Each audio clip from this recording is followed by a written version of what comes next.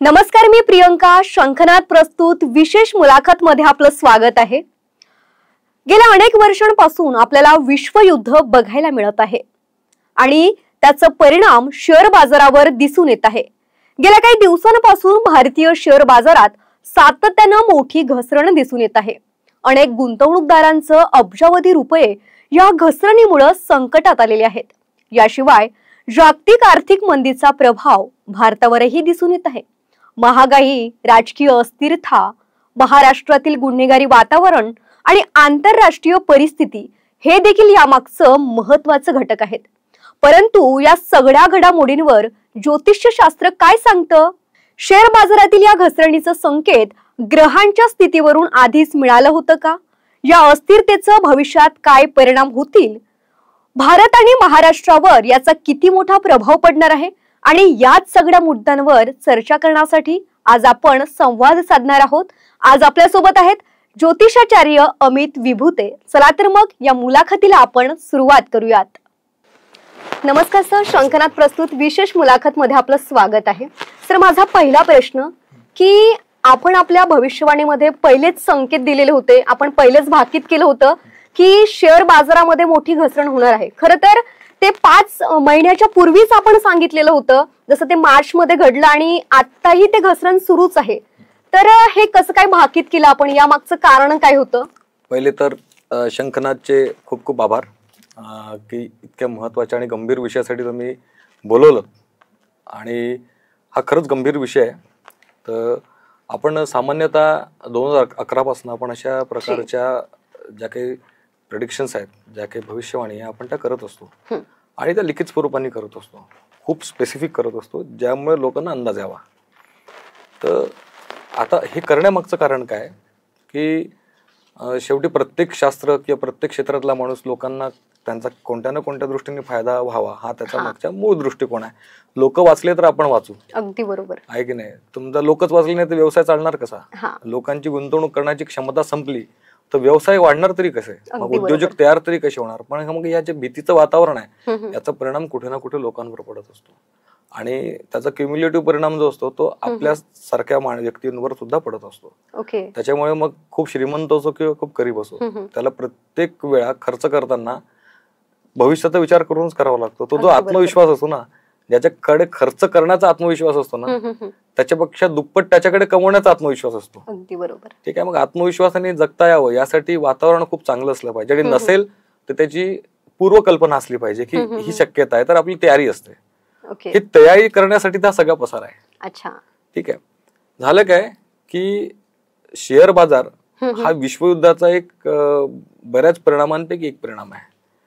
तर सांगायला आनंद वाटेल, तशी गोष्ट चांगली नाही आहे, पण आनंद की ईश्वर कृपा समजा की आशीर्वाद की आपण त्या दिशेने अभ्यास करायला लागलो की आपल्या शास्त्रातनं या भूमिकेत येऊन विचार करावा, अभ्यास करावा, ही प्रेरणा कुठून ना कुठून मिळाली. त्यामुळे 2021 मध्ये आपण पहिलं फोरकास्ट टाकलं होतं आणि त्याच्या आधी पण टाकलं होतं 20 मध्ये.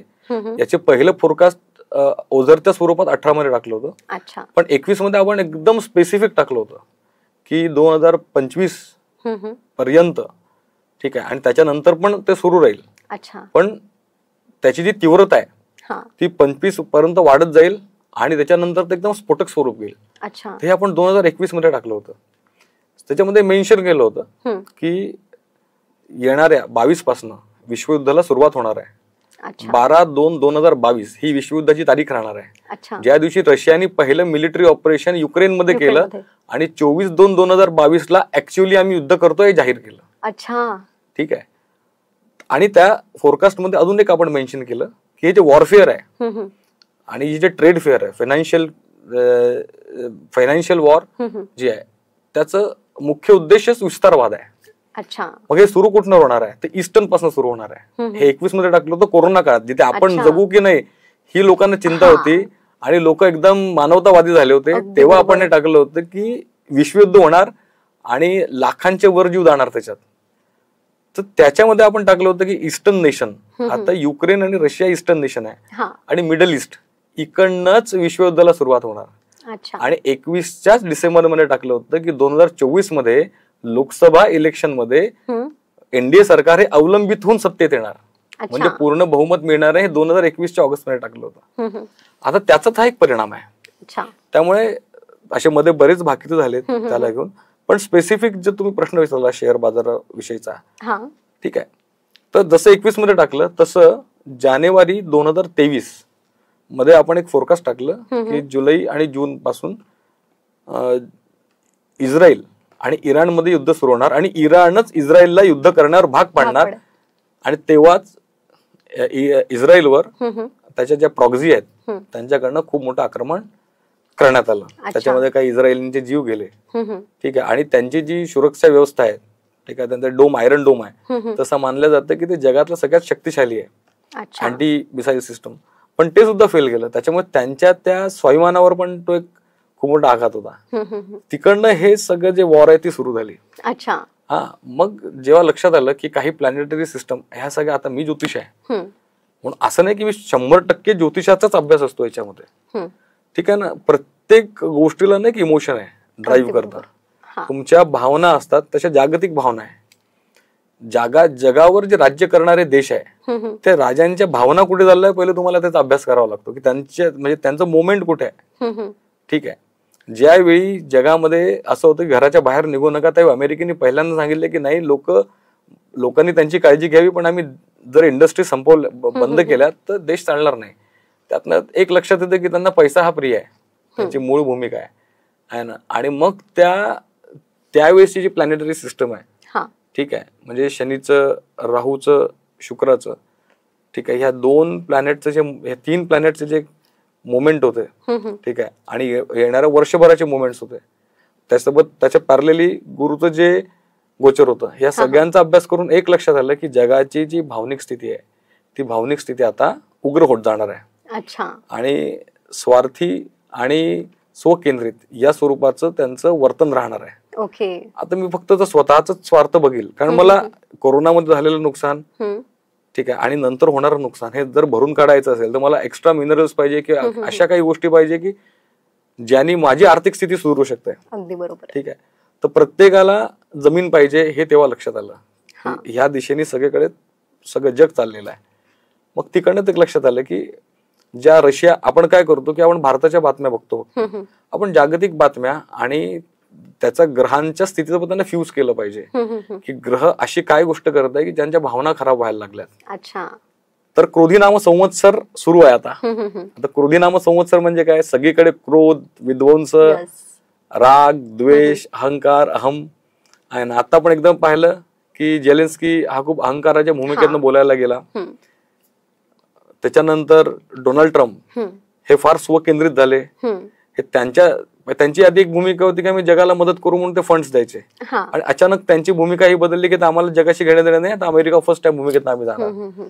तर जगाला त्याची सवय नव्हती ना ऑल ऑफ द सडन, आहे ना. कसं कोणती पण गोष्ट सांगण्यासाठी आधी ती परिस्थिती तयार करावी लागते. तर प्लॅनेट काय करतात, ही परिस्थिती होण्याच्या आधी ती ग्रहस्थिती तयार करतात. त्यामुळे शनीचं जे मोमेंट होतं, हर्षलचं जे मोमेंट होतं, शुक्राचं जे मोमेंट होतं, त्या पर्टिक्युलर पिरियड मध्ये जेव्हा हे निर्णय घेतले गेले या देशांकडून, ते अशा परिस्थितीत निर्णय घेतले की ते विध्वंसकारी जगासाठी होणार आहे.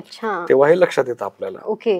म्हणजे आतापर्यंत जे तुम्ही भाकीत वर्तवली होती ते म्हणजे पूर्ण सत्य झालेली आहेत. हा, डेफिनेटली. आपण ऑक्टोबरमध्ये 4 ऑक्टोबरला एक पहिलं फोरकास्ट टाकलं होतं की due to the economical collision of USA, ठीक आहे, त्याचा जगावर आर्थिक संकटाच्या रूपाने परिणाम होणार आहे.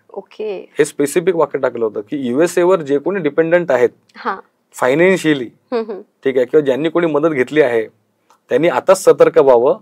त्याच्यामुळे जागतिक स्थितीवर आणि प्रत्येक राष्ट्राच्या आर्थिक स्थितीवर खूप मोठा परिणाम होणार आहे. आणि त्या झालेल्या परिणामामुळे त्या देशाची जी आर्थिक स्थिती आहे त्याचा त्या देशाच्या राजकारणावर आणि राज्य करणारे जे पक्ष आहेत, जे नेते आहेत, त्यांच्यावर विपरीत परिणाम होणार आहे.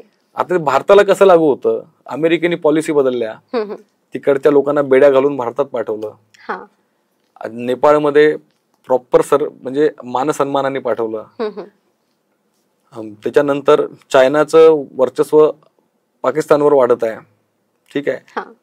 तिथेच अमेरिकेने जाहीर केलं की आम्ही पाकिस्तानचे धन्यवाद देतोय. म्हणजे पाकिस्तानला जवळीक साधली तर चायनाचा त्रास आपल्याला जास्त होणार नाही, कारण पाकिस्तानला आधी पण अमेरिकेने मदत केलेली आहे. ठीक आहे. त्याच्यामुळे आपली पण भूमिका, आपलं पण एक त्यांना एक जाणीव करून देणे की नाही, we are also part of your country, आम्ही तुम्हाला मदत केलेली आहे आणि मदत करत राहू. ठीक आहे.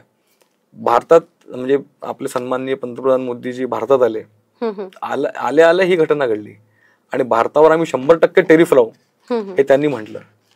आता ऑक्टोबरमध्ये आपण त्याच्यानंतर काय झालं की जे अमेरिकेच्या बदलत्या परिस्थितीमुळे त्याच्यात स्पेसिफिक टाकलं होतं की भारतावर आणि जगातल्या इतर राष्ट्रांवर सुद्धा त्याच्या आर्थिक स्थितीवर परिणाम होणार, त्याच्यामुळे युद्ध भडकणार. त्याच्यामुळे स्पेसिफिक टाकलं होतं की युरोप हा अमेरिकेपासून दूर जाणार. ठीक आहे. आणि तो एक वेळ असेल की तो चायनाच्या जवळ जाईल आणि युरोप चायनाच्या जवळ गेल्याच्या नंतर, ठीक आहे, एक अमेरिका सोडल्या तर रशिया, चायना आणि युरोप सुद्धा एक झाले किंवा रशिया चायना एक झाले तर अमेरिकेसाठी फार ते त्रासदायक होणार. अगदी बरोबर. ठीक आहे सर, माझा दुसरा प्रश्न की ज्योतिषशास्त्राच्या दृष्टिकोनातून सध्याच्या घडामोडींवर कोणतं ग्रह किंवा ग्रहयोग प्रभाव टाकत आहेत? ठीक आहे ना. आपण एक या प्रश्नात उत्तर देण्याच्या आधी आपण शेअर बाजारावर आलो नाही आपण, तर या सगळ्याचा परिणाम शेअर बाजारावर होणार. त्यावेळी काही फोरकास्ट होते की त्यांनी सांगितले 1-1.5 महिना परिणाम राहणार, पण आपण त्याच्यामध्ये स्पेसिफिक टाकलं ऑक्टोबर ते 5 मार्च 2025 इतक्या पिरियड पर्यंत शेअर मार्केट खालती येणार. आणि टू बी प्रिसाइज 5 मार्चला शेअर मार्केट 900 पॉईंट वर आलं आफ्टर 5 मंथ्स. हिस्टॉरिक आहे. अगदी बरोबर. आणि इतकं to be precise historic forecast कोणीच केलं नाही. आणि त्याच्यामध्ये खूप लोकांचे नाही पैसा म्हणजे हवेत उडाला, डुबला तो पैसा. 94 कोटीचा लॉस झाला 4 मार्च पर्यंतची तुम्हाला मी आकडेवारी देतोय. ठीक आहे. तर आता आपण तुमच्या दुसऱ्या प्रश्नाकडे वळू. तुमचा काय होता दुसरा प्रश्न? दुसरा प्रश्न की ज्योतिषशास्त्राच्या दृष्टिकोनातून सध्याच्या घडामोडींवर ग्रह किंवा ग्रहयोग प्रभाव टाकत आहेत, तर ते कोणतं ग्रह किंवा ग्रहयोग प्रभाव टाकत? आता तुम्हाला परिस्थिती म्हणजे नेमकी कोणती परिस्थिती म्हणायची? स्पेसिफिक म्हणजे जी आत्ताची सुरू असलेली परिस्थिती. म्हणजे आता खूप साऱ्या परिस्थिती आहे जी. आपण आता टॉपिकच आपला शेअर मार्केट वरती आहे, तर शेअर मार्केट आपण घेऊयात. आता सध्या शेअर मार्केटची स्थिती आहे ती पर्टिक्युलर राहूचं जे मोमेंट झालं मागच्या काही वेळेपासून आणि शनीचं जे मोमेंट आहे 2020 पासून, ठीक आहे, आणि व्हेरी स्पेसिफिक ह्यांच्या पर्स्पेक्टिव्हने जे सूर्याचं मोमेंट येत आहे, ठीक आहे, त्या पर्टिक्युलर मोमेंट, त्या पर्टिक्युलर युतियोगांचा असा परिणाम आहे की ज्याचा भारताच्या आणि जागतिक पातळीवर सगळ्या स्थितींवर परिणाम होत आहे. ठीक आहे. तर त्यांचं कॉम्बिनेशन, त्यांचे अंश आणि त्यांचे नक्षत्र, त्यांचे पद याच्यामध्ये स्पेसिफिक घडामोडी होत असतात. ठीक आहे. तर हे जे लॉंग टर्म मुवमेंट करणारे जे प्लॅनेट्स आहेत फार महत्वाचे. मग गुरु आहे त्याच्यामध्ये, मग शनी आहे, मग राहू आहे, केतू आहे, हे त्या मोमेंट मध्ये आले आहे की ज्या मोमेंट मध्ये ते 2008 मध्ये आले होते. ठीक आहे. तर तशी नाही पण त्या स्वरूपाची मोमेंट येत आहे. ठीक आहे. कारण हे काय करतात, जसं घरामध्ये समजा एखादा माणूस वाईट प्रवृत्तीचा असेल, 100 घरात 100 लोक राहत असेल आणि 2 वाईट प्रवृत्तीचे लोक असेल, पण त्याच्यामुळे 98 लोक नेहमी डिस्टर्ब असतात. अगदी बरोबर. ठीक आहे. म्हणजेच काय की त्यांच्या भावना, त्यांचे विचार, ठीक आहे, त्यांची प्रवृत्ती कुठेतरी खराब झालेली असते, त्यांना ज्यांच्या जाणीवा संपलेल्या असतात. पण हे निर्माण करणारं कोण आहे? प्रकृती. तुम्ही आणि मी डिफरंट काय? प्रकृतीमध्ये प्रत्येक वृक्ष वेगळा आहे. अगदी बरोबर. ठीक आहे ना. मग तसंच हे जे ग्रह आहेत, हे ग्रह माणसांच्या प्रवृत्तीवर काम करत असतात, माणसांच्या भावनांवर काम करत असतात, आहे ना. तर या परिस्थितीमध्ये जे म्हणजे त्या देशामध्ये आणि त्या देशातल्या राजावर सुद्धा हे परिणाम करत असतात. तर हा जो भावनिक असमतोल आहे, तुम्ही एखादी गोष्ट काय करता तर तुमचं मन सुखावतं. बुद्धीला बऱ्याच गोष्टी पटत नसतात. म्हणजे कॉलेजच्या वेळी बंक नको मारायला, अभ्यासाच्या वेळी पिक्चर बघायला नको जायला, पण तरी मनाच्या आनंदासाठी आपण ते करतोच. आपण बुद्धी कोणीतरी जाणीव करून देत असताना यार तू गलत करी, बंक नाही मारण्याची, पण तरी पण घेतो. कारण आपण त्यावेळी स्वतःसोबतपणे क्राईम करत असतो. We are playing a game with our time. वेळ ही जगातली सगळ्यात महत्वपूर्ण गोष्ट तुम्हाला परमेश्वराने दिली आहे. तेवढाच क्षण असतो. ठीक आहे. ज्या एका क्षणी काल पाकिस्तानची जी ट्रेन हायजॅक झाली, त्याच क्षणामध्ये जगात दुसरीकडे काहीतरी दुसरं सुरू होतं. म्हणजे एका क्षणामध्ये जगात वेगवेगळ्या घटना सुरू आहे. तो एक सेकंद प्रत्येकाच्या आयुष्यामध्ये वेगवेगळं स्वरूप निर्माण करत आहे, कारण वेगवेगळ्या भावना निर्माण होत आहे, वेगवेगळ्या भावनिक गरजा बदलत आहे. तर या प्लॅनेटरी सिस्टम त्या त्या देशावर जसे जसे परिणाम पाडत असतात तशा तशा भावनिक, मानसिक आणि बौद्धिक गरजा या बदलत असतात. ओके, म्हणजे ग्रहांचा देखील परिणाम होत असतो. आपण त्याच्यासाठी त्यांची मूळ भूमिका पण, मूळ संस्कार पण फार महत्वाचे आहे. अमेरिका, रशिया हे पहिल्यापासून विस्तारवादी आहे, चायना हा पहिल्यापासून विस्तारवादी आहे. हे नुसतं युद्ध करून करून जगाला खराब करून मोठे झाले. ठीक आहे, मग या परिस्थितीत त्यांच्यावर अजून जास्त गंभीर परिणाम होणार आहे की नाही. दुष्काळात 13वा महिना. ठीक आहे, अगदी बरोबर. माझा तिसरा प्रश्न की अमेरिकेच्या धोरणांमुळे म्हणजे व्याजदर वाढ आणि जी आपण विश्वयुद्ध म्हटलेलं होतं, तर ती परिस्थिती तर भारताच्या शेअर बाजारावर त्याचा परिणाम झालेला आहे. आणि ज्योतिषशास्त्रानुसार भविष्यात परिस्थिती कशी असेल असं आपल्याला वाटतं? बघा, दोन गोष्टी असतात. एका भविष्यात परिस्थिती काय असणार आहे त्याच्या दोन गोष्टी आहे. एक तर त्याचा जो पूर्व इतिहास आहे तो किती चांगला आहे. आता 2027चा जर आपण 26चा विचार जर केला किंवा 25च्या जुलै नंतरचा विचार केला तर त्याच्या आधीची पार्श्वभूमी काय आहे. तर पार्श्वभूमीतनं हे लक्षात येतं, समजा परीक्षा असेल पुढच्या 2 महिन्यांनी आणि मुलगा जर आता अभ्यास करत नसेल आणि तेव्हा केला तरी पण काय राहणार आहे याचा अंदाज येतो. तर पार्श्वभूमी जर तुम्ही पाहिली लॉजिकली तर पार्श्वभूमी तेवढी काही ठीक नाहीये. गुंतवणूक करताना जो आत्मविश्वास असतो किंवा जो उत्साह असतो, आता त्या उत्साहामध्ये ना एक नोन फिअर आहे. ओके, म्हणजे माहिती आहे की मी डुबू पण शकतो. इट इज नोन फिअर आहे ना. तर नोन फिअर मध्ये कसं असतो की एखादा गुंड आपल्याला त्रास नाही देत पण तरी सुद्धा त्याच्या बाजूने जात नाही की नको, माहिती हा त्रास देऊ शकतो, पॉसिबिलिटी आहे. तर नाव निगेटिव्ह पॉसिबिलिटीज आता जास्त मार्केटमध्ये राहणार आहे. ओके, तर असं नाही की पूर्ण मार्केट डुबलं राहील. एक एप्रिल तर एक असा फेज येईल की ज्याच्यामध्ये तुम्हाला एक थोडं पॉझिटिव्ह साईन तुम्हाला शेअर मार्केटमध्ये दिसेल. ओके, पण ते एक 10 ते 20 दिवसाचा मधला पिरियड आहे. देन अगेन फ्रॉम मे जून तुम्हाला मार्केट परत एक मिड ऑफ जून पर्यंत ते परत मे जून मिड ऑफ जून पर्यंत मार्केट डाऊन दिसेल. ओके, नंतर मिड ऑफ जून नंतर परत जुलै पर्यंत मार्केट तुम्हाला थोडं चांगल्या स्थितीत आलेलं दिसेल. पण त्याच्यानंतर मार्केट हे खूप लार्ज स्केल मध्ये पडेल असं सध्या तरी ठोकता आताची परिस्थिती बघताना. ओके, कारण कसं आहे ना, एखाद्याकडे हात नसेल तर कसं आहे ना, आता कलियुगामध्ये आहे ना आर्टिफिशियल हँड येतो. तर मॅन्युप्युलेशन करणारं हे जग आहे. त्याच्यामुळे मॅन्युप्युलेशनला एक स्कोप आहे. जरी ज्योतिष हे म्हणतं तरी बऱ्याच गोष्टी जर खूप चातुर्याने आणि खूप नीट हाताळल्या गेल्या आपल्या देशाच्या राजकारण्यांकडून किंवा आर्थिक धोरण तयार करणाऱ्यांकडून. आता काय होतं की एक तर हे सगळं शेअर बाजार सारख्या अशा खूप जुऱ्या गोष्टी. आता फक्त शेअर बाजार खराब झालाय का नाही, अमेरिकेच्या धोरणांमुळे एक्सपोर्टवर जो परिणाम पडलाय, ठीक आहे, आणि जागतिक मागणी आपण पुरवताना भारत मागे आला. एक्सपोर्ट मध्ये भारत कमी आहे सध्या. ठीक आहे, तर सप्लाय चेनवर प्रॉब्लेम आहे, त्याचा प्रोडक्शनवर प्रॉब्लेम आहे. अल्टिमेटली जॉब रिसेशन सुरू झालंय आता. आयटी मधनं अमेरिकेत सुद्धा काढणं सुरू झालंय, भारतात सुद्धा गेल्या 7-8 दिवसामध्ये काढणं सुरू झालंय. आणि सगळ्या टॉपनॉच कंपन्या आहे त्याच्यातही खूप स्पेसिफिक लोकांनाच आम्ही बोनस देऊ, अप्रेझल देऊ, पण बाकी लोकांना देणार नाही. इन्फोसिस सारखी कंपनी आहे, त्यांनी सांगितलं की आम्ही अप्रेझल करताना विचार करू, आता तुम्ही अपेक्षा करता त्याचं बोनस आणि अप्रेझल आम्ही देणार नाही. अशा सगळ्या ज्या बातम्या आहेत त्या बातम्या आता बाहेर यायला लागल्या. तर फक्त शेअर बाजार हा विषय आहे का नाही, विश्वयुद्धाचा आपण अभ्यासच का केला, कारण याच्यासाठी केला. तुम्ही आणि मी जरी व्यवसाय करतो आणि आपल्याला ग्राहकच नाही आहे, ठीक आहे, सो आपण काय करायचं मग.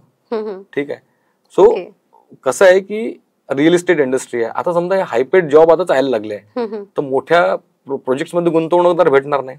ते प्रोजेक्ट डेव्हलप करणं म्हणजे सिमेंट, रेती, गिट्टी पासनं त्याला लागणारं लेबर, लोहा, सरिया, tiles, paint, pigments, door handle, प्लंबिंगचं मटेरियल सगळंच आहे. हे सगळं मॅन्युफॅक्चर करणाऱ्या कंपनी आहे. याला लागणारं लेबर आणि प्रोजेक्ट उभं करायला लागणारं लेबर, तर ते बंद झाले, त्याच्या मागण्या घटल्या, त्यांची जॉब जाणार आहे ना. अगदी बरोबर. त्यांची गुंतवणूक करण्याची, खर्च करण्याची क्षमता कमी होणार आहे. म्हणजे जे दुकानदाराने माल भरून ठेवला तो विकला नाही जाणार आहे ना. म्हणजे अल्टिमेटली दुकानदाराचं पण नुकसान आहे. अगदी बरोबर. म्हणजे या आर्थिक मंदीचा नोकऱ्यांवर देखील परिणाम होताना दिसतो. डेफिनेटली. आता फ्लिपकार्टने एएमसी विकली त्याची, आता एएमसी विकली फ्लिपकार्टने.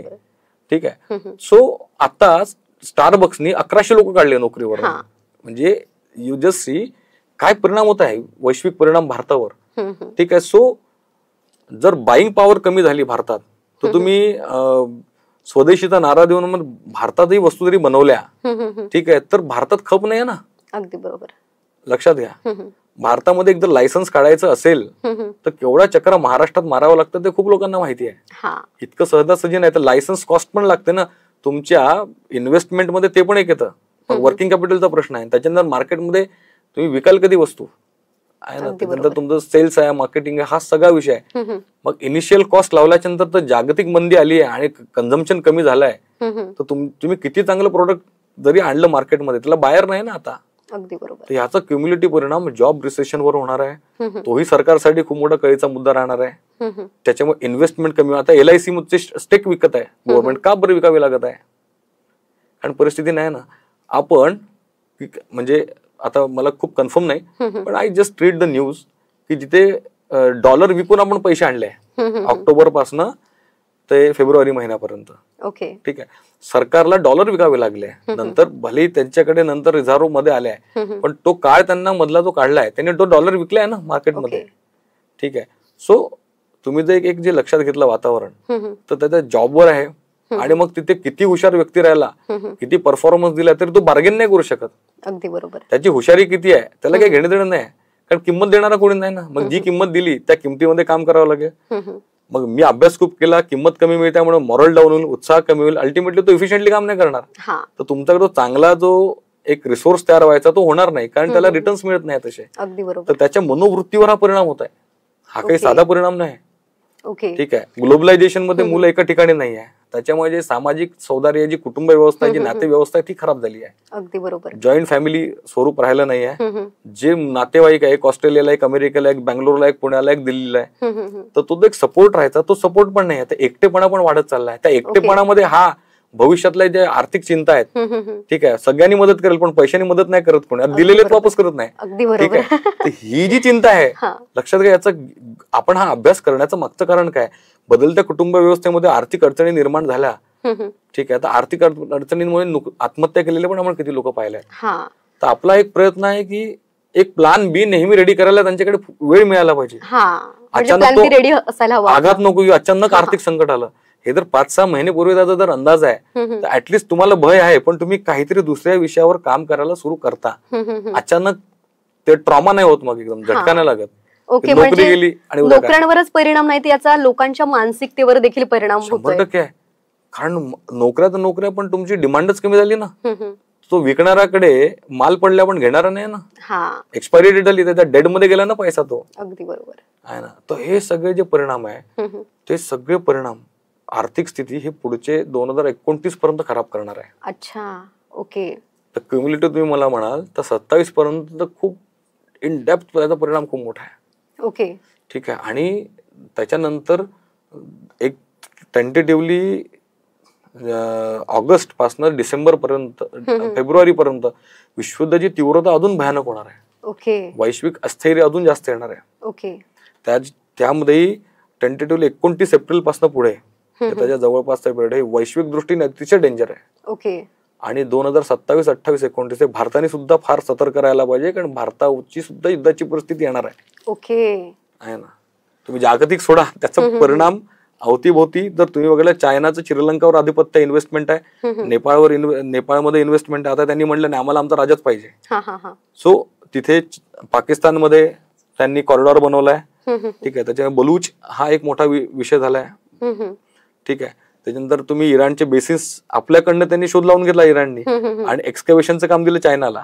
चायना किती शातीर आहे बघ. त्याच्यानंतर पनामा त्याच्याकडे आहे. तर तू जर असं जर ओव्हरऑल पाहिलं, ओके, तर आता ऑस्ट्रेलिया, अमेरिका सोडून युक्रेनच्या सोबत आहे, युरोप युक्रेनच्या सोबत आहे. तर हे जे वर्ल्ड ऑर्डर जो बदललाय तो अमेरिकेच्या पॉलिसीमध्ये बदललाय, आणि ते आपण तेव्हा स्पेसिफिक यासाठी गेलं की पूर्ण जगात ट्रेड बदललाय आता. अगदी बरोबर. ठीक आहे. त्याच्यामुळे आता सगळ्यांवरच आर्थिक संकट आलंय. ओके. माझा पुढचा प्रश्न की मला सांगा की चीन, रशिया आणि युरोपियन देशांच्या आर्थिक स्थितीचा भारतीय बाजारावर काय प्रभाव दिसेल? डेफिनेटली. आता शनीचं जे मोमेंट मागच्या 22 पासून आहे, आणि गुरुचे जे मोमेंट सुरू आहे त्याच्या पॅरलेली, आणि त्यात राहू ज्या पोझिशनला आहे आणि केतू ज्या पोझिशनला आहे, त्याचा जर तुम्ही ओव्हरऑल जर परिणाम तुम्ही बघितला, तर तो परिणाम असा दिसतोय की हे जितके पण देश आहे, पूर्व म्हणा किंवा पूर्वोत्तर म्हणा किंवा दक्षिण पूर्व देश म्हणा, ह्या सगळ्यात हे सगळे देश कोणते आहे? एक युरोप हा कन्झ्युमर देश आहे. ठीक आहे. तो चायना, इंडिया इकडनं तिकडनं बऱ्याच गोष्टी कन्झ्युम करतो, कारण त्यांना त्यांचं नेचर जास्त प्रिय आहे. त्याच्यामुळे ते तिथे असे खूप नेचरला डिस्टर्ब करणारे ना इंडस्ट्री लागू देत नाही. मार्क करा, तुम्ही स्वित्झर्लंडला जाता, सगळं नैसर्गिक ठिकाणी टुरिझम, त्यांना त्यांच्या देशाचं नैसर्गिकत्व किंवा खूप अनुशासन हे आवडतं. ते चायनाकडनं बाय करतात, इंडियाकडनं बाय करतात, युक्रेनकडनं बाय करायचे. ठीक आहे. आणि रशिया ऑइल सप्लायर देश आहे. ठीक आहे. पण जर तुम्ही जर्मेनियम म्हणाल, सेमीकंडक्टर, आता तुम्ही जितकंही जगभर डेव्हलपमेंट होत आहे ते सेमीकंडक्टरमुळे होत आहे. आणि आता एक नवीन प्रोसेसर येत आहे ज्याच्यामध्ये 1 करोड नॅनो ट्रान्झिस्टर आहे, ज्याच्यामध्ये सेमीकंडक्टर लागतात. तर विदाउट, आणि 70% of the germanium hold by आणि export by the China only. तर अमेरिकेने चायनावर टेरिफ लावलं 10%. सो जगभरात तो 10% 30%च्या स्वरूपाने वाढेल, कारण तेही लोक जे आहे ते इम्पोर्ट ड्युटी लावणार. भारतामध्ये काही काही प्रोडक्टवर 100% इम्पोर्ट ड्युटी आहे. अल्टिमेटली काय झालं, हा तो एक्सपोर्ट सेंट्रिक बिझनेस आहे, इम्पोर्ट सेंट्रिक बिझनेस आहे. त्याच्यामुळे भारतामध्ये अजून महागाई वाढणार. त्यात काल महाराष्ट्रात न्यूज आली की, म्हणजे मी वाचली, आता ऑथेंटिसिटी माहिती नाही, पण ती कोणत्या तरी माध्यमातनं, तुमच्याच माध्यमातून, न्यूज माध्यमातून वाचली की 7 ते 9% वाहनांची किंमत आता वाढणार आहे एप्रिल महिन्यापासून. आता त्याला लागणारे जे इलेक्ट्रॉनिक पार्ट्स आहेत ते इलेक्ट्रॉनिक पार्ट्स सगळे ह्याही देश देणार आहे. ठीक आहे. म्हणजे तायवान झालं किंवा तुमचं साऊथ कोरिया झालं, चायना झालं, हे सगळे सप्लायर देश होते. ठीक आहे. जे सप्लाय करतात. आता सप्लाय चेनवर परिणाम पडणार, ते 10% वाढवणार. जो तिथे असेंबल होते तिथे तो 10% वाढणार. तिकडं तोही इम्पोर्ट ड्युटी भरणार, तो भारतामध्ये पाठवणार, इकडे इम्पोर्ट ड्युटी लागणार.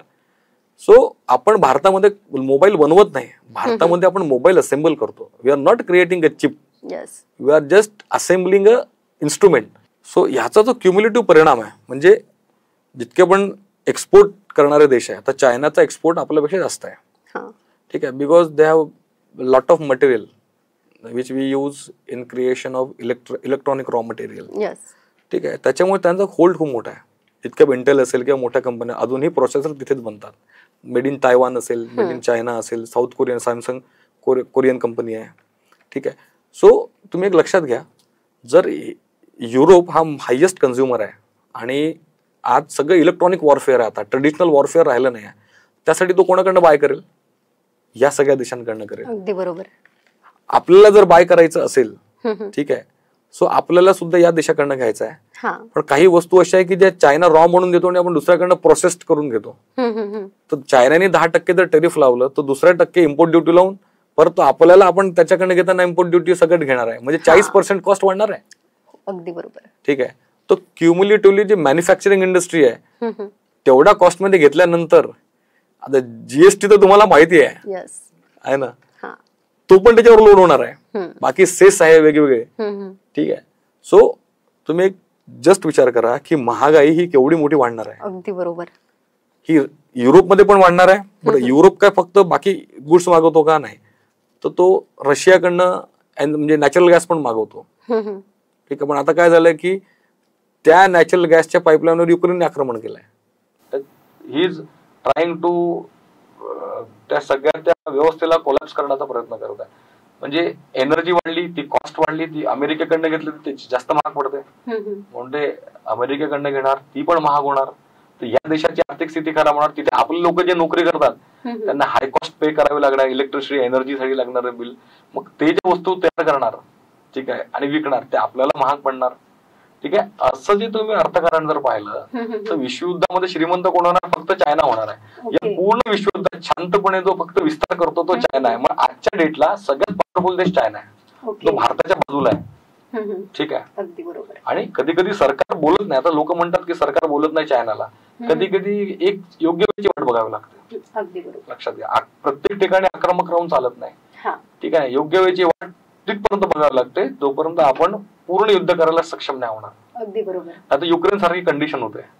ठीक आहे. सर, आता आपण जे शेअर बाजारातील घसरण आहे तर त्याविषयी आपण बोललो, पण मागे एका इंटरव्ह्यू मध्ये शंकरनाथशी संवाद साधताना आपण राजकीय देखील भाष्य केलं होतं. बरोबर.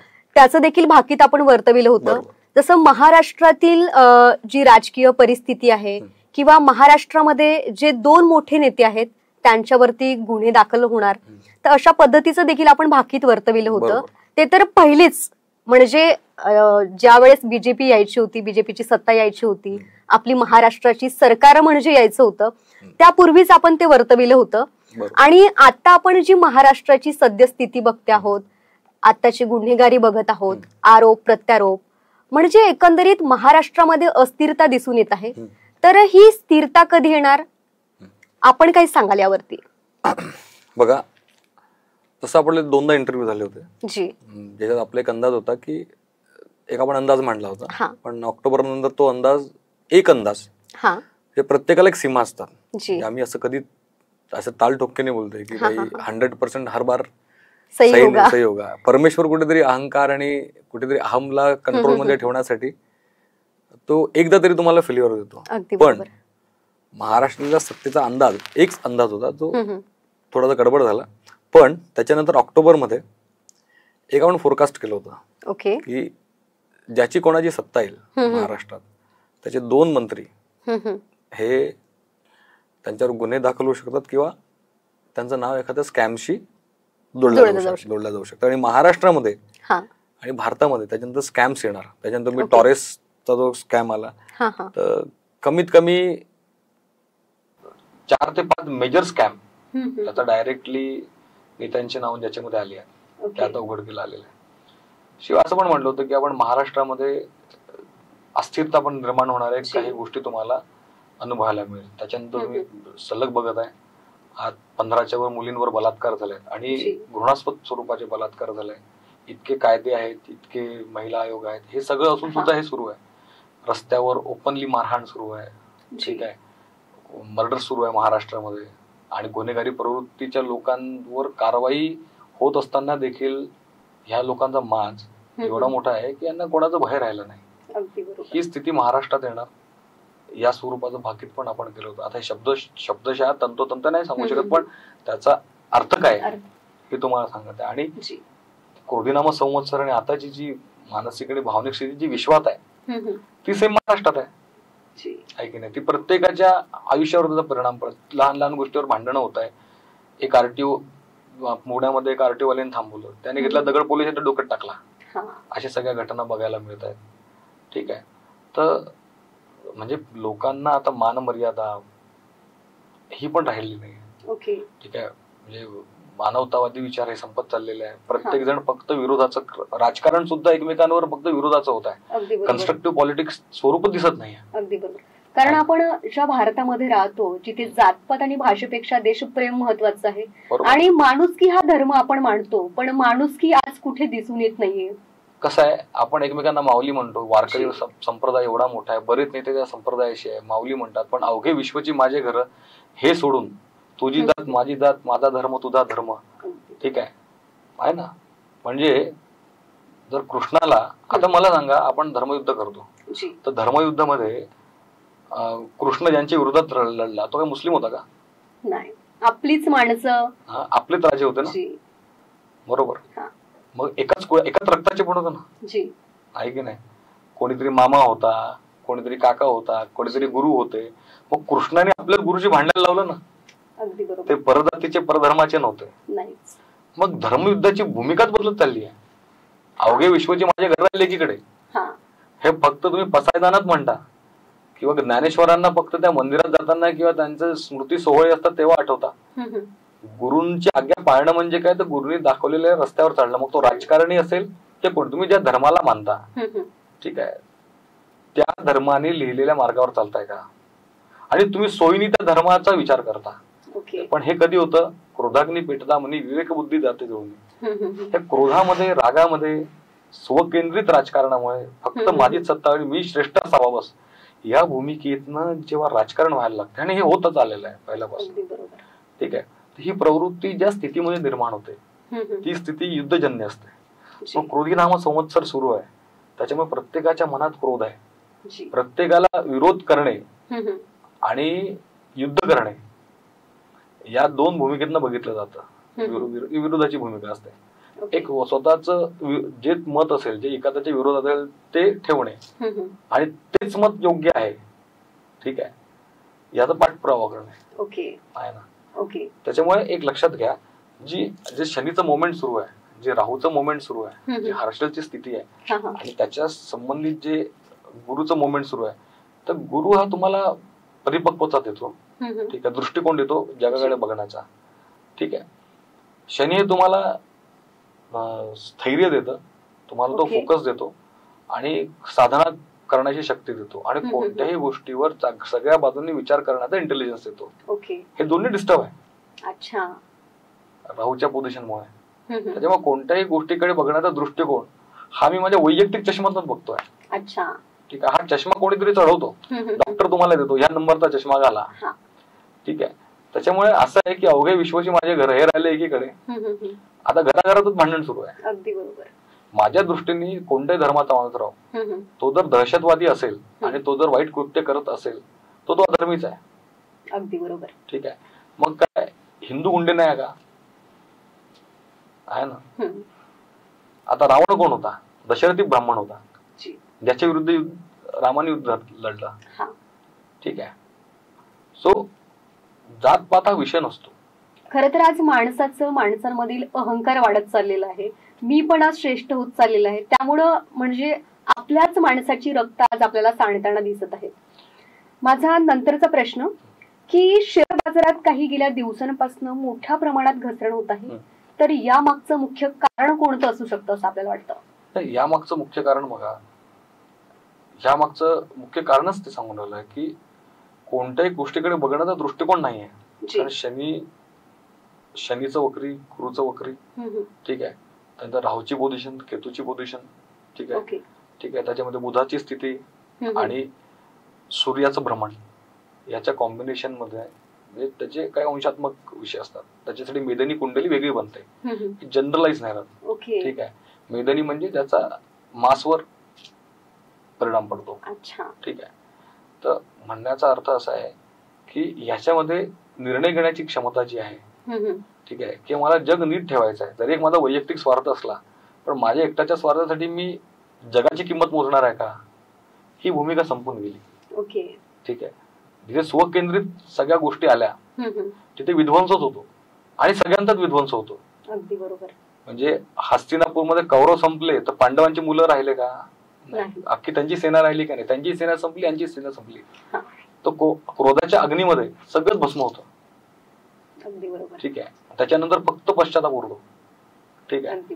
तर कन्स्ट्रक्टिव्ह माइंडसेट नक्कीच ज्या अशा प्रवृत्ती आहे ज्या समाजासाठी घातक आहे, ज्या कोणत्या धर्मातल्या जातीतल्या पंथाला त्या सगळ्यांनी संपवल्या पाहिजे. ठीक आहे. एक वाईट काम करत होत नाही ते 100 लोकांनी जेव्हा कृती केली नाही ना तेव्हा हे सगळे परिणाम झाले. ठीक आहे. कारण तुम्ही न बोलता त्याला समर्थन केलेलं आहे हा त्याचा अर्थ होतो. ठीक आहे. त्याच्यामुळे तुमची जी परिपक्वता, जे धाडस आहे, ते धाडस तुम्ही तेव्हा दाखवलं नाही का तुम्हाला तेव्हा जाणीव झाली नाही, तर शनी आणि गुरुचा संबंध खराब झाला. ठीक आहे. त्याच्यामुळे ती जी प्रवृत्ती आहे, कारण मला माझं जर झालं तर तुमच्यात झालं तर तुमचा परिणाम घरापुरता असेल, पण तोच परिणाम जे का विश्वातल्या सुपर पॉवर असणाऱ्या कंडिशनच्या लोकांमध्ये होणार आहे, मग तो काय करणार आहे, प्रत्येक जण फक्त स्वतःच स्वार्थ बघणार आहे आणि तो पूर्ण जगाची बली चढवणार आहे. हा त्याचा अर्थ असतो. आपण म्हणतोच की म्हणजे संपूर्ण विश्व जे आहे आपलं कुटुंब आहे, आपलं घर आहे. जर आपल्या एखाद्या घरातील सदस्याला जरी काही झालं तर त्याचा परिणाम म्हणजे पूर्ण फॅमिलीला, परिवाराला भोगावं लागतोच आणि ती स्थिती आज उद्भवणार आहे.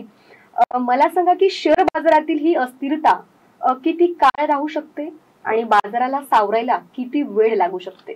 बघा, तसा तर हा म्हणजे असं नाही म्हणतात का आता याच्यानंतर कंटिन्यूस फॉल राहील, पण एक मधले जे मध्ये तुम्हाला पिरियड सांगितले की 1 एप्रिल पासून 1 एप्रिलचा पिरियड आहे, त्याच्यानंतर 1 जुलैचा पिरियड आहे, मिड ऑफ जुलै म्हणजे मिड ऑफ जून टू जुलैचा पिरियड आहे. हे मधले काळ वर जाईल, पण ऑल ऑफ द म्हणजे ओव्हरऑल जर म्हणाल तर मार्केट हे या नोव्हेंबर पर्यंत खालीच राहणार आणि मे बी ते 2027 पर्यंत याचा क्युम्युलेटिव्ह इम्पॅक्ट तुम्हाला जाणवू शकतो. अस्थिरता त्याला 2026 मिनिमम 2026 मे जून लागेल त्याला स्थैर्य यायला. तो वर गेला तरी खाली येणार आहे कारण परत वैश्विक स्थिती खराब होणार आहे. तर 2027 पर्यंत ते मिनिमम जागतिक स्थिती खराब राहणार, पण 2027 नंतर भारताने सुद्धा सतर्क राहण्याची गरज आहे. कारण एक युद्धामध्ये त्यांना एंटर करावं लागेल. आहे की नाही? आता त्याला आपण युद्ध मानतो, ठीक आहे, की होतच राहतं असं मानतो, पण जेव्हा त्याचा क्युम्युलेटिव्ह परिणाम मिळतो हे लक्षात येईल की हे युद्धच होतं. आपण हँडल कोणत्या सिच्युएशन नुसार करतो म्हणजे आपल्या निर्णय घेण्याची क्षमता. कारण आता होत काय ना, केवळ संवाद करत नाही आहे, फक्त आम्ही ऑर्डर देतोय तुम्हाला ती फॉलो करायचं आहे. लोकांना काय पाहिजे त्याचं काही घेणं देणं नाही. आम्ही जे म्हणतो ते चोख आहे आणि ते तुम्हाला ऐकायचं आहे. मग ते कराच्या स्वरूपाने असेल की मग कशाच्या स्वरूपाने असेल, पहिले एक तर खूप खर्च करायचे आणि मग ते खर्च करताना लोकांकडनं पण काढायची. ही जी प्रवृत्ती आहे, कसं घाई होत आहे सगळ्या गोष्टी करायला आहे ना, घाईचं काम थोडं धोक्याचं राहतं. आता गडकरी साहेबांनी म्हटलं की इंजिनियर्सनी रस्ते तर लवकर केले पण त्यांच्या चुकांमुळे काही घटना घडायला लागल्या ज्या अप्रिय घटना आहेत. म्हणजे तुम्ही घाई करताय, तुम्ही चांगलंच करताय नो डाऊट, पण प्रत्येक गोष्टीला गती आहे ना. माझ्याकडे 10 वर्षांनी पैसा होणार आहे येणार आहे, त्या हिशोबाने मी आज काम करणार आहे का, माझी जेवढी चादर आहे तेवढीच मी पसरवेल किंवा त्याच्या किंचित मोठे पाय पसरवेल. सो एक लक्षात घ्या, ही जे प्लॅनेटरी सिस्टम आहे ना, हे सगळ्यांमध्ये इम्पेशन्स तयार करत आहे. प्रत्येकाला घाई झाली आहे, असुरक्षितता निर्माण करत आहे. ठीक आहे, त्याच्यामुळे जे निर्णय घेतला जात आहे ते निर्णय हे त्या परिस्थितीच्या अनुकूल नाही आहे. पण तुमचे स्वप्न हे लोकांचे स्वप्न होऊ शकत नाही. अगदी बरोबर. लोकांच्या मूळ गरजा काय, ठीक आहे, तेवढं आहे का. लोकांना कसं आहे ना की लोकांवर एखादी गरज थोपवणे, हे दाखवणे की नाही खूप आवश्यक आहे बरोबर तुमच्यासाठी, पण ते माझ्या दृष्टिकोनात नाही ना. पण लोकांना, सामान्य लोकांना आयुष्य कसं पाहिजे सगळ्यात महत्वाचा हा विषय. ठीक आहे, आपण फक्त ऍडव्हर्टिजमेंटवर अरबो रुपये खर्च केले ऍडव्हर्टिजमेंटवर, ऐकण्यास. सो लक्षात घ्या की थोडंसं याचे संतुलन, हा जो संवाद आहे हा संवाद आता पहिले नीट झाला पाहिजे. राजकारण्यांपासून तर साधारण व्यक्तीमध्ये सौहार्द वाढलं पाहिजे, सौजन्य वाढलं पाहिजे सगळ्या लोकांमध्ये. तेव्हा आपण एकमेकांना जेव्हा 10 गोष्टी इनपुट घेतो तेव्हा एक रिझल्ट चांगला निघतो. आपण अनालिसिस करतो ना कोणते निर्णय घेताना, काय काय परिणाम आहे, चांगलं काय. मग अनालिसिस कोणत्या स्वरूपाने होत आहे, कोणत्या एका पॉइंट ऑफ व्ह्यूने होत आहे का. तर आता थोडस ज्या गोष्टींची घाई होत आहे ना ती घाई व्हायला नको, कारण ही आता जी प्लॅनेटरी सिस्टम आहे, घाईघाईत होणाऱ्या ज्या चुका आहेत त्या चुकांमुळे राष्ट्रीय स्तरावर आणि देशाला आंतरराष्ट्रीय स्तरावर होणाऱ्या अडचणींसाठी कारणीभूत ठरत आहे. आहे की नाही. माझा पुढील प्रश्न की शेअर बाजारात सातत्याने यशस्वी राहण्यासाठी कोणते ज्योतिषीय उपाय आपण करू शकतो. बघा, 2 गोष्टी आहे. शेअर बाजार हे तुमच्या हातात नाही, गोष्ट नंबर 1.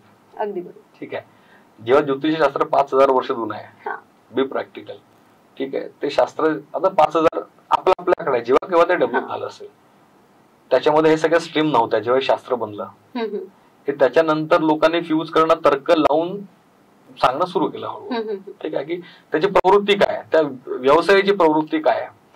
तर शेअर मार्केट हे मॅनिप्युलेटिव्ह आहे. गव्हर्नमेंट कोणत्या कंपनीला काय काम देते, कोणत्या गव्हर्नमेंटला रेटिंग, कोणत्या कंपनीला रेटिंग चांगलं आहे, देशात कोणत्या कंपनीला ऑर्डर चांगली मिळाली याच्यावर आहे. ठीक आहे, आता अदानींसोबत आपण एक फोरकास्ट केलं होतं की एका मोठ्या व्यावसायिकात अधपतन सुरू होणार, 3ऱ्या क्रमांकावरून 21व्या क्रमांकावर आलाय. ठीक आहे, म्हणजे एक तो अंदाज होता त्या इंडस्ट्रीचा, कारण त्यांचं मुवमेंट, जगभरातले त्यांचे संबंध आणि पुढे काय होणार एक त्याचं ठोकताय असतं. ठीक आहे, आणि आतापर्यंत त्यांच्यावर आता डाउजोस मधून त्यांच्या काही कंपनीला डिलिस्ट करण्यात आलं, ऑस्ट्रेलियाने पण आक्षेप घेतले. अशा खूप गोष्टी त्यांना घेऊन होत आहे, त्याचा पण सरकारवर परिणाम होतच आहे.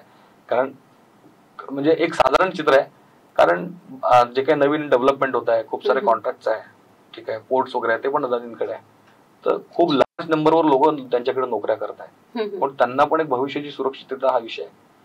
म्हणून भाजपच्या काळात ते मोठे झाले असं साधारण मांडणे, पण त्यांच्यावर परिणाम होणारा म्हणजे काय की कनेक्टेड टू त्या एरामध्ये ते मोठे झाले. आधी त्यांना मदत नाही झाली, ते काँग्रेसच्या काळात पण त्यांना मदत झालीच आहे, पण एक परसेप्शन तयार झालाय. तर त्याचा गव्हर्नमेंटवर इनडायरेक्ट परिणाम होणार, विरोधी पक्ष प्रश्न विचारणार, त्याच्यामुळे त्याची अडचणी आहे अदानींच्या माध्यमातून सरकारला घेण्याच्या, त्या वारंवार होत आणि ते जागतिक लेवलला होत आहे. ठीक आहे, तर तुमचा हा जो प्रश्न होता की काय उपाय केले पाहिजे, तर पहिली तर गोष्ट अशी आहे की परीक्षेत अभ्यास केल्याशिवाय होता येत नाही. बरोबर आहे की नाही. तुम्ही ते एक महाराजांनी म्हटलं तर कोण म्हटलं माहित नाही, 3 पत्ते शहद में डुबाओ, शिवलिंग पर रखो, बच्चा पढाई कर भी नाही जब पास होगा, असं काही होत नाही. गोष्ट नंबर 1, तुम्हाला तुमच्या क्षमता ज्योतिषीय उपायाने वाढवता येतात. कारण शरीरामध्ये प्लॅनेटरी सिस्टममुळे जे बलाबल आहे रसायनांचं ते कमी जास्त होणे, तुमच्या विचारांवर, भावनांवर जो परिणाम असतो तो जो होत असतो त्याला कंट्रोल करण्यासाठी ज्योतिषी उपाय असतात. पण शेअर मार्केटमध्ये तुम्ही हे नाही डिसाईड करू शकत की ज्योतिषी उपाय करून की शेअर मार्केटमध्ये काय डाऊन होणार, काय होणार. हा, आपण ज्योतिषीय माध्यमातून हे जजमेंट घेऊ शकता की आपण स्पेसिफिक कंपनी नाही सांगू शकत, पण हे सांगू शकतो की शेअर मार्केट जसं मी तुम्हाला सांगितलं की या पिरियड मध्ये अप जाणार आहे, तर थोडं मॉनिटर करा कोणत्या कंपन्यांकडे कोणते कामं येतात आहे, कोणते प्रोजेक्ट येतात आहे, त्यांचं प्रॉफिट अँड लॉस स्टेटमेंट काय आहे, हे सगळं थोडं अभ्यास करा. हे क्षेत्र मॅनिप्युलेटिव्ह आहे आणि थोडंसं माहिती असण्याचं पण आहे. ठीक आहे. मार्केट कधी अप होणार, मार्केट अपडाऊन कधी होणार हे आपण सांगू शकतो, कारण त्याला जगाची मुवमेंट आहे ती मेदनी आहे. पण वैयक्तिक जी कोणती कंपनी आता इतक्या शेकडो कंपन्या आहेत की त्याला ज्योतिषाला अभ्यास करणं कठीण आहे. आणि शेअर मार्केटमध्ये अभ्यास म्हणजे अभ्यास या दृष्टीने करण्यासाठी बुधाच्या संबंधित जर तुम्ही उपाय केले आणि गुरुच्या संबंधित जर तुम्ही उपाय केले ते तुम्हाला बरेच ज्योतिषी सांगू शकतात. मला वाटतं तो दृष्टिकोन आणि त्याची इंटेलिजन्स आहे ते तुम्हाला मिळेल. पण आता इंटेलिजन्सचा वापर करणे न करणे तुमच्या भावनिक स्थितीवर आहे. शेअर मार्केटमध्ये उद्या गुंतवायचे ना, तुम्ही पिक्चर बघायला गेले, ठीक आहे, 4 दिवस तुम्ही नुसतं एंटरटेनमेंट घालवले आणि अभ्यास नाही केला आणि अभ्यास न करता उपाय करून म्हणले की मी त्याला करतो. पण अभ्यास करण्यासाठी जी लागणारी भावनिक आणि मानसिक आणि बौद्धिक स्थिती आहे ती तुम्हाला त्या ग्रहांच्या बलाबलमुळे कमी जास्त करता येते. अल्टिमेटली असं की बंदूक दिली तरी रोज निशाणा लावण्याची प्रॅक्टिस करायची आहे. ओके, म्हणजे अभ्यासाशिवाय पर्याय तर नाहीच आहे. नाही, आणि चांगलं बघा, अभ्यास एक आहे, तुम्ही 3 प्रकारे डेव्हलप होऊ शकता. एक अभ्यास करून, एक अनुभवातून, एक चुका सुधारून. ज्या चुका मागे झाल्या ते सुधारण्यासाठी अनुभवी माणसाकडे जा, तुमचे अनुभव वापरा आणि थोडा अभ्यास करण्याची सवय ठेवा. पण सगळ्यात श्रेष्ठचा अनुभव, सगळ्यात अनुभवी माणसाला म्हातारा माणूस असतो, त्याला म्हणजे आधुनिक तंत्रज्ञानाशी खूप माहिती नसते, पण कसं काम केल्याने नुकसान होतं आणि कसं काम केल्याने फायदा होतो हे त्याला माहिती असतं. मग काम कसे असो, पण काम करण्याची पद्धत, त्याचं अनुशासन हे फार महत्वाचं आहे. तर अनुशासन हा फार महत्वाचा भाग आहे. त्याच्यामुळे तुम्हाला जर याच्यात म्हणजे शेअर मार्केटच्या दृष्टीने डेव्हलप करायचं तर बुध आणि गुरुचे उपाय तुम्ही केले पाहिजे. त्यातनं तुम्हाला ज्ञान आणि त्यातनं तुम्हाला त्याचं चातुर्य. म्हणजे एक हुशार मुलगा आहे आणि चतुर मुलगा आहे.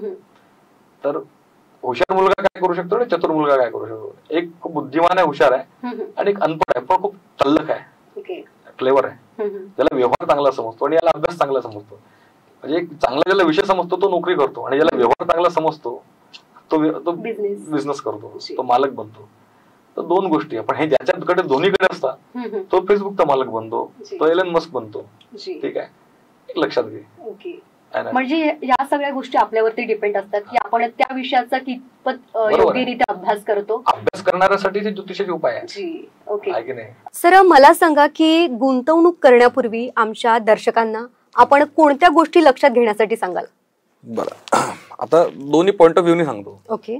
कारण एक जनरलाइज पॉइंट ऑफ व्ह्यू आणि ऍस्ट्रोलॉजिकल पॉइंट ऑफ व्ह्यू आहे. लक्षात घ्या, विश्व हे 2027 ते 29 पर्यंत अस्थिर राहणार आहे. गोष्ट नंबर 1. त्याच्यामुळे शाश्वती कमी आहे की आपण गुंतवणूक करूच आणि त्यातनं आपल्याला फायदा मिळेल आणि आपण ते कंटिन्यूस टाकतोय आणि तसं होताना दिसत आहे परमेश्वरी कृपेने आपण म्हणू. पण मला पण हे करताना 8-8, 9-9 महिने अभ्यास करावा लागतो. ठीक आहे, राईट. तर 2-3 गोष्टी आहे याच्यामध्ये. गुंतवणूक करताना फार सावध राहण्याची गरज आहे. कारण आधी गुंतवणूक करताना फक्त जागतिक आर्थिक स्थिती ही जबाबदार होती, पण आता विश्वयुद्ध हे पण फार जबाबदार आहे. आता ट्रेड वॉर सुरू झाले, आता टॅरिफ वॉर सुरू झालाय. ठीक आहे, जगात वर्ल्ड ऑर्डर बदलत आहे. ठीक आहे, त्याच्यामुळे कोण कोणाला काय काम देतं. आता तुम्ही पाहिलं तर बऱ्याच नोकऱ्या गेल्या. ठीक आहे, त्याच्यामुळे लक्षात घ्या, हे 2-2.5 वर्ष इन्व्हेस्टमेंट करताना, ठीक आहे, अनुभवी व्यक्तीकडनंच सल्ला घेऊन करा. ओके. आणि खूप इनसिक्युअर मोड मध्ये करू नका, कारण स्मार्ट मनी हा बरेचदा नुकसान पण करतो. ओके. एखाद्या गोष्टीचा अभ्यास करून जेव्हा माणूस एखादा निर्णय घेतो तेव्हा त्याला एक ठोस अनालिसिस त्याच्याकडे आहे. ठीक आहे, तोपर्यंत ठोस उत्तर तुमच्याकडे नाही आहे तोपर्यंत करू नका. कारण आता समजा वर्ल्ड वॉर झाली, रिसेशन सुरू झालाय, ठीक आहे, तर एक ते इन्सिक्युरिटी आहे. त्याच्यामुळे आपला पैसा इन्सिक्युअर करू नका, आहे ना. मोह माणसाला नेहमी नुकसानच करतो. ठीक आहे, कष्टाशिवायचा जो पैसा आहे, ठीक आहे, तो बरेचदा त्रासदायक पण असतो आणि खूप आपण बघतो स्कॅम्स होतात, हे होतात, ते होतात. का बरं आहे? कारण आपल्याला वाटतं मी कमी पैसा गुंतवून मला खूप पैसे मिळू शकतात कष्ट न करता. हा त्याच्या मागचा, कारण कष्ट करणं म्हणजे खूप वेळ देणे आहे ना. म्हणजे एखाद्या विषयात पैसे टाकून दिले, त्याच्यावर कष्ट नाही घेतल्याने मला त्याचा रिटर्न्स मला मिळाले. तर शेअर मार्केट हा काही देशाच्या विकासाचा भाग नाही होऊ शकत. इथं गॅम्बल, आपले पैसे वापरून दुसऱ्या कंपन्या मोठ्या होतात, त्यातनं त्यांना जो फायदा होतो त्याचा फायदा आपल्याला मिळतो. पण त्या कंपन्यांची स्थिती जागतिक युद्धाच्या या एरामध्ये कशी राहणार आहे आणि सरकार त्यांना किती सपोर्ट करणार आहे याचा जो ओव्हरऑल अभ्यास आहे ते करूनच केलं पाहिजे.